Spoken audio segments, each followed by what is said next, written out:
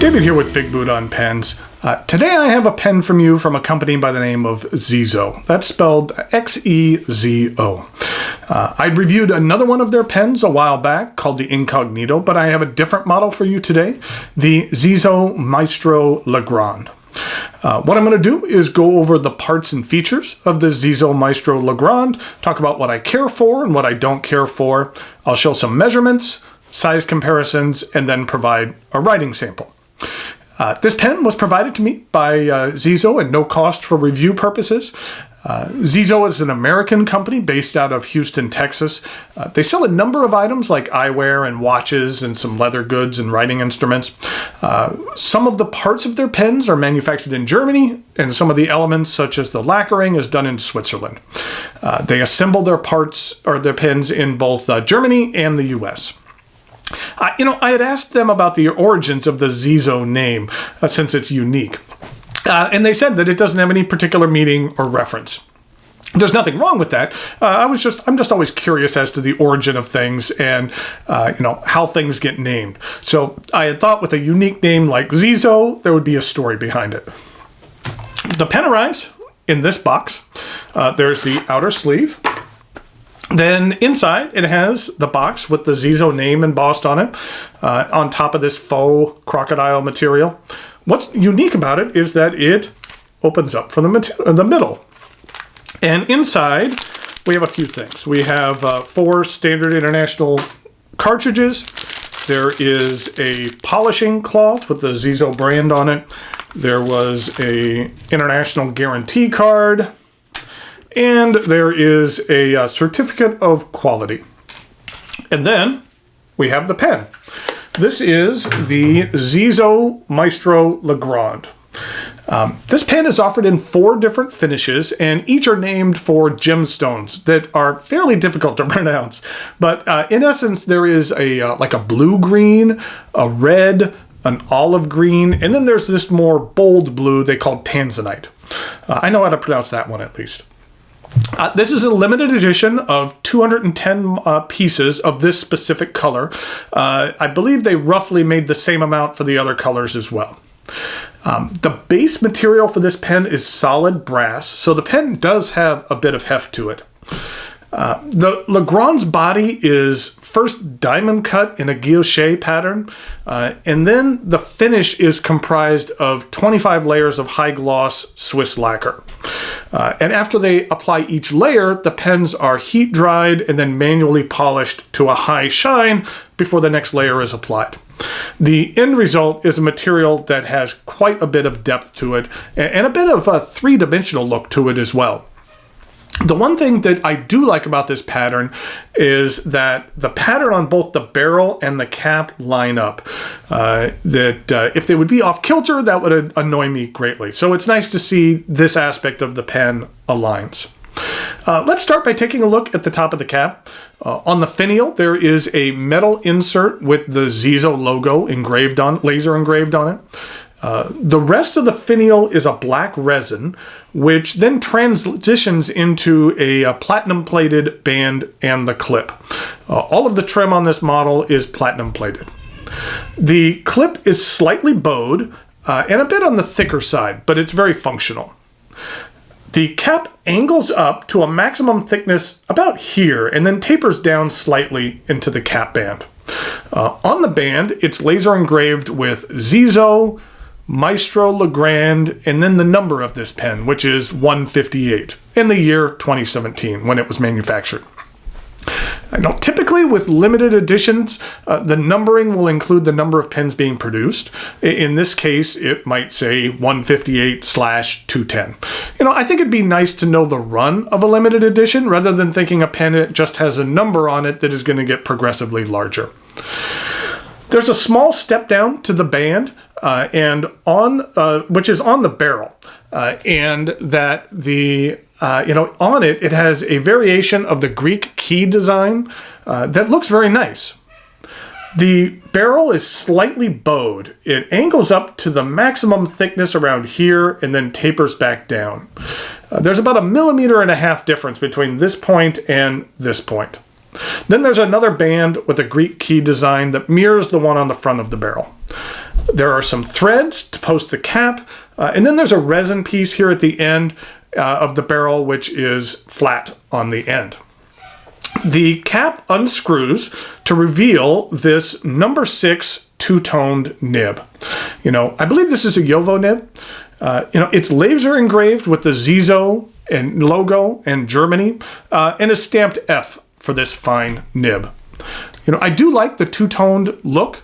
I think it goes well with the rest of the pen. And then here is a look at the plastic feed. We'll be seeing in the writing sample, but I'm typically not a huge fan of fine nibs, but I do find this one to be very pleasant. The section here is slightly flared at the end and is a bit on the thin side. And while I find it comfortable, for me, anything thinner would be a little bit troublesome. And then at the back of the section are the cap threads, which I feel are far enough back that they don't interfere with your grip, even if you grip the pen a bit off of the section. This is a cartridge converter pen. It takes standard international cartridges, and a converter was included with this pen. The cap does twist to post. Now, I have a few issues with this. First of all, I'll admit, I really never cared for twist to post pens. I have a couple pens in my collection that have that feature, and I've really never cared for it. When I post my pen, I just want to post it. I don't want to have to unscrew the cap. And then take time to unscrew it back on. I just want to pop it on there. So I will say, though, that when this cap is screwed on, it's not coming off. It's very secure. And while I praise the pen for having the design align between the cap and the barrel, when posting this cap, the clip, you can see, is off alignment with the nib. And having it off center like this is a bit of an annoyance to me. The other issue that I have is that it is a rather heavy cap. It's, made from solid brass. So posting the pen, in my opinion, significantly backweights the pen and doesn't provide the almost optimal writing experience.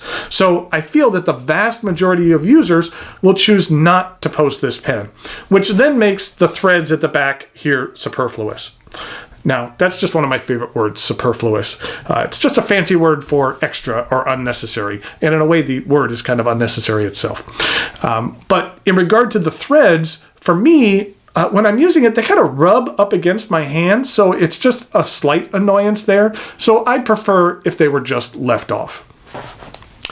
The Maestro Legrand is available with a fine nib, but on their site, they do sell a replacement nib section for about $30.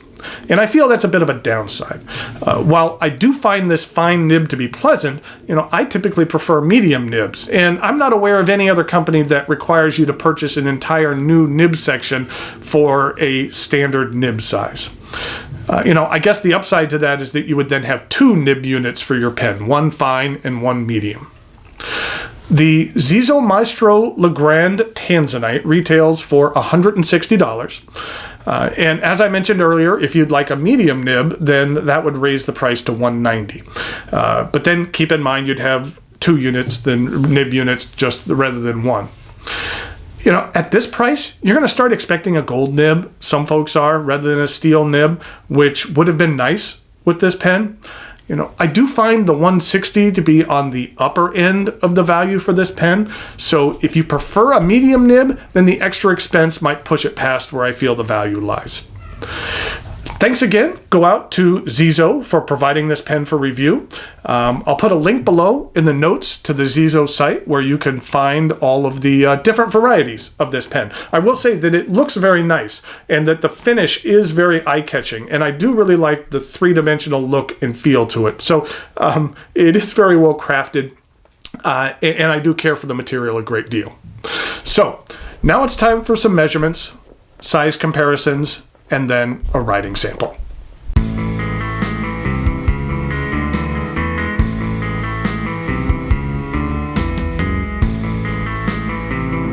Here we go with some size comparisons for the Xezo Maestro Legrand. So this has a nice deep blue color to it, so I thought I'd compare it with a bunch of other blue pens that I had. Here it is with a Sailor King of Pen Pro Gear Sky. Then here it is with a Canalea Pens Nui Nalu. And then here it is with a Pelikan M805. And then in regard to some other blue pens, here it is with a Pilot Vanishing Point. Then here it is with a Lamy All-Star. And then finally here it is with a Franklin Christoph Model 66, which is a prototype color I picked up at a pen show.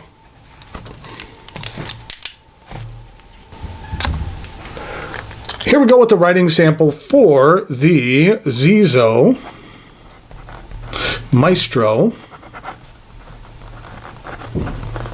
Legrand.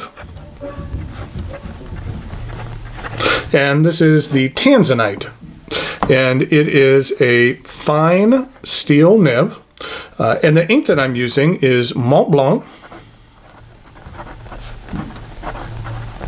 BMW. This was an interesting ink. I didn't even know it existed. This is what it looks like. I guess what happened is that Mont Blanc created a limited edition ink for BMW. It is available through the BMW store. I don't know if it's available through any other retailers, but I found it directly through BMW. It comes in the smaller bottles here, and it's a very nice ink. That it's a very solid blue, and it's supposed to mirror the BMW blue color. Here it is in regard to Konpeki, and then also a Kobe number 17. So the blues are comparable, but it doesn't have as much sheen to it. But I still very much like it. It's a nice solid blue, and kind of something unique that I'm glad that I discovered. Okay, here we go with the rest of the writing sample.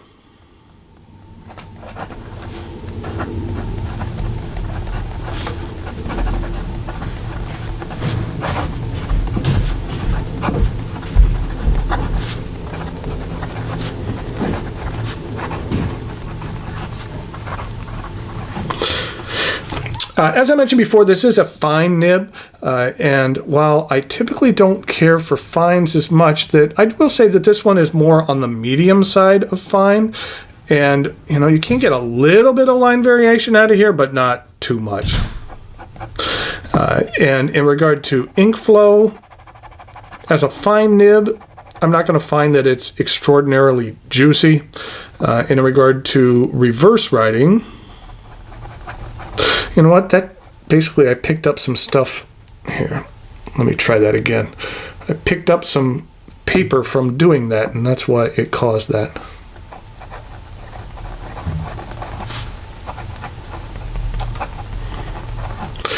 It's a little on the scratchy side, but it works just fine. And then in regard to some fast writing,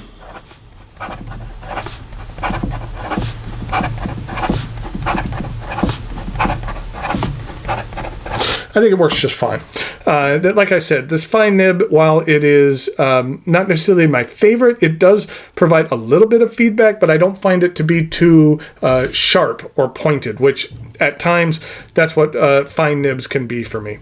But wanted to thank Xezo for providing this pen for review, and that, like I mentioned, I'll put a link down below in the notes so you can check it out on their site. It's something interesting and something definitely worth checking out. So thank you for watching, and I'll talk to you later.